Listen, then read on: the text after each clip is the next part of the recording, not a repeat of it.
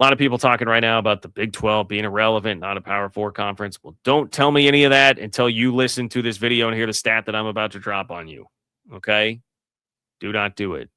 It's also one that, frankly, kind of challenges a major bad take and assumption of mine. All right. So BYU fans in particular, you're gonna want to tune in for this part of the segment and what we're about to talk about here. I just mentioned some of this, but BYU did lose Jay Hill. BYU did lose Gennaro Guilford, cornerbacks coach. It's not all been bad news. I rattled off that list of guys. Parker Kingston's going to be back. Valatu Satuala's back. Trey Alexander, Raider Damuni, Siali Asera, Keanu Tanabasa. You got some guys coming back. It has not been a total mass exodus in Provo. Like, I think, the alarmist would have thought perhaps it could have been.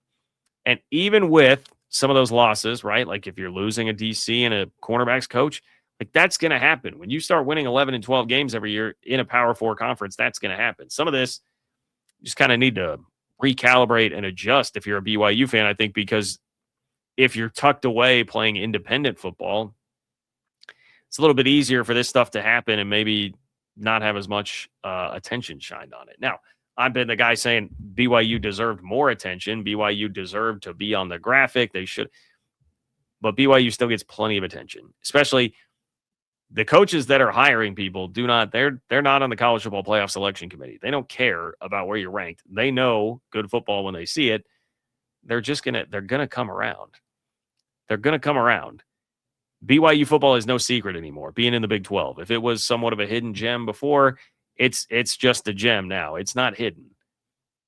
The sun is shining brightly on this, and everybody's going to want to come get a piece of this. Penn State wanted a piece of it when they tried to hire Kalani Sitake, right? I mean, this is going to be the new reality if BYU is going to do this every year, and that does take some adjusting and getting used to. And if you believe in Kalani Sitake being the guy, which I certainly think he is, you got to believe in him that he's going to figure it out.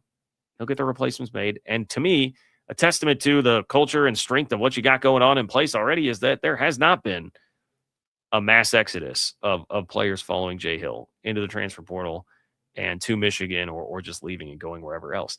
And when I say, here's the stat coming for you guys.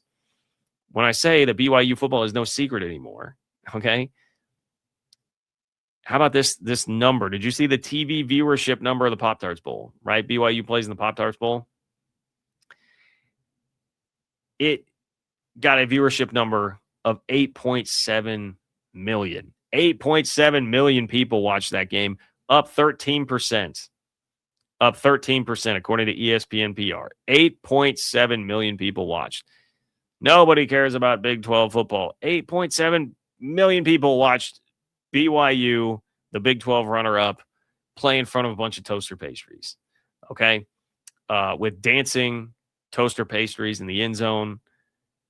8.7 million people tuned in to watch. I understand and concede that a part of this is the fact that, yes, Pop-Tarts has done an excellent job, and the marketing agency they're working with, they've done an incredible job of marketing this thing, yes. But also, last year, you had Cam Ward, who was the number 1 overall pick in the draft, playing for Miami in the Pop-Tarts Bowl, and only 6.8 million people watched it. That was game against Iowa State. Iowa State won. It also ended in a 42-41 score. About as thrilling as you could possibly get. People want to watch BYU, man, is the point that I'm making here. People want to watch BYU. People want to watch the Cougars. Even if not enough people want to see them in the playoff, it is a brand that is a draw now in terms of TV ratings, and the nation knows about what the Cougars are doing. If you're curious, 7.6 million viewers for Penn State and Clemson. I know they weren't good this year, but those are two massive, huge brands that were playing on a Saturday the same day and got about 1.1 million fewer viewers than BYU and Georgia Tech. And nothing against Georgia Tech, but I don't think Georgia Tech is a particularly big TV draw. I would think BYU's doing most of the heavy lifting there. And some of that is probably college football fans being like, hey, I did hear some about this team being left out of the playoff mix when they shouldn't have been. Let me check them out. Let me go see what this is going to look like. You also had same day, Saturday, same channel, Virginia and Missouri, 6 million viewers. So ACC SEC matchup, you've got 2.7 more million viewers watching BYU. So wanted to throw that out there to end the show on a high note. People are still watching Big 12 football. Okay, ladies and gentlemen, let's finish on a couple of super chats. Let's start with Maxwell Hansen. What's up, Maxwell? Thank you for being here. Maxwell says, I always watch these after the fact, but as a BYU fan, it feels like we are keeping a lot of vital players despite such a crazy portal in Michigan. Yes, that's my takeaway so far. Now, I mean, it's never over until it's over, and the portal is open for another, Friday, Saturday, Sunday, another 11 days. So you've got to withstand that. I mean, things could still change. Good coaches are not going to just give up and be like, well, we didn't get them so far. Well, oh, well. You still got to hang on to them. But for now, the momentum seems to be very much in the direction of BYU is going to come out relatively unscathed, all things considered. I mean, I know losing Jay Hill, losing a stud corners coach, that's not totally unscathed, but relatively unscathed compared to what it could have been. I agree with your assessment right now, Maxwell. I do. And thank you for the support. Mitchell, thank you as well. Mitchell says BYU has emerged from this fine. Losing Hill hurts, but they hung on to every meaningful player and will promote Papinga internally with Gary Anderson mentoring to help run the defense behind the scenes.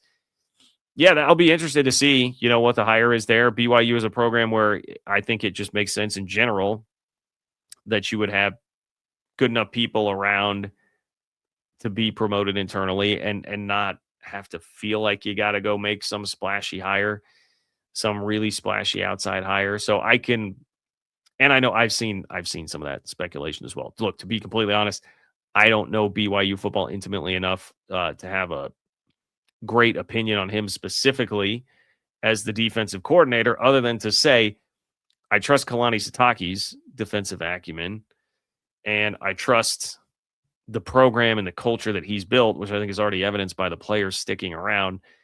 And so I would not be dismayed. I think some fan bases sometimes when it's like an internal hire can be like you roll your eyes a little bit or like that's boring or whatever. I don't think I would certainly not assume that it's that type of situation. I would not have that type of reaction about what BYU is doing here. And obviously with the experience Gary Anderson has too, that's a really nice kind of ace in the hole to have in your back pocket to help smooth this transition as well. So I'm with you, Mitchell. I think if you're a BYU fan, you got to be feeling pretty good about this right now. You'd rather have Jay Hill. You'd rather none of this gone down.